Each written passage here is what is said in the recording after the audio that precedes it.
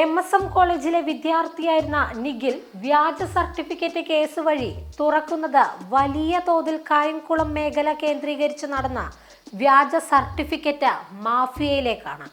Nikhil Thomas മാത്രമാണോ ഇത്തരത്തിൽ പണം ഉപയോഗിച്ച് കലിംഗ സർവകലാശാലയുടെ സർട്ടിഫിക്കറ്റ് സ്വന്തമാക്കിയതെന്ന് തുടരന്വേഷണത്തിൽ വ്യക്തമാകും.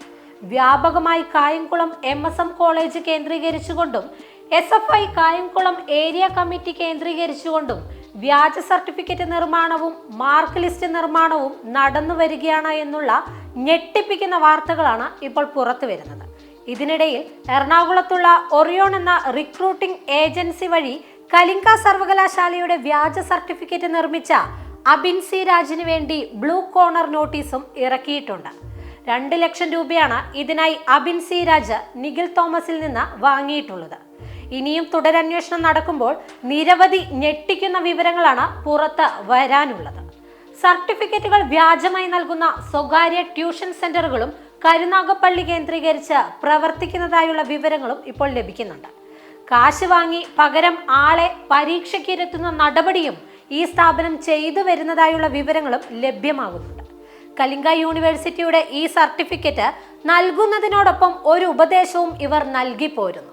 ഒരിക്കലും ഈ സർട്ടിഫിക്കറ്റ് ഇന്ത്യയിലെ ഏതെങ്കിലും ഒരു യൂണിവേഴ്സിറ്റിയിൽ തുടർ പഠനത്തിനായി ഉപയോഗിക്കുവാൻ പാടില്ല എന്നാണ് ഇവർ വിദ്യാർത്ഥികൾക്ക് നൽകുന്ന സൗജന്യ ഉപദേശം.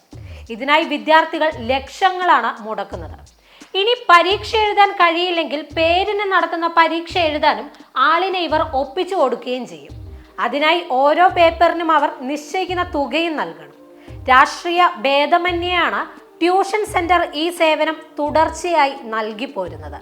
ബിരുദം, ബിരുദാനന്തര ബിരുദം തുടങ്ങി എല്ലാത്തരം സർട്ടിഫിക്കറ്റുകളും ഇവിടെ നിന്ന് നൽകുന്നതായുള്ള വിവരങ്ങളും ലഭിക്കുന്നുണ്ട്. വിദ്യാഭ്യാസ മേഖലയെ തകിടം മറിക്കുന്ന തരത്തിലുള്ള പ്രവണതയാണ് കാലാകാലങ്ങളായി ഇവിടെ നടന്നു പോരുന്നത്. നിഖിൽ തോമസിന്റെ വ്യാജ സർട്ടിഫിക്കറ്റുമായി ബന്ധപ്പെട്ട കേസിൽ 2ാം പ്രതിയായ അബിൻ സി രാജ് വലിയൊരു കമ്മ്യൂണിസ്റ്റ് പാരമ്പര്യമുള്ള കുടുംബത്തിൽ നിന്നാണ് വിദ്യാർത്ഥി രാഷ്ട്രീയത്തിലേക്ക് എത്തുന്നത്. DYFIയുടെ ഭാരവാഹിയായും പ്രവർത്തിച്ചിട്ടുണ്ട്.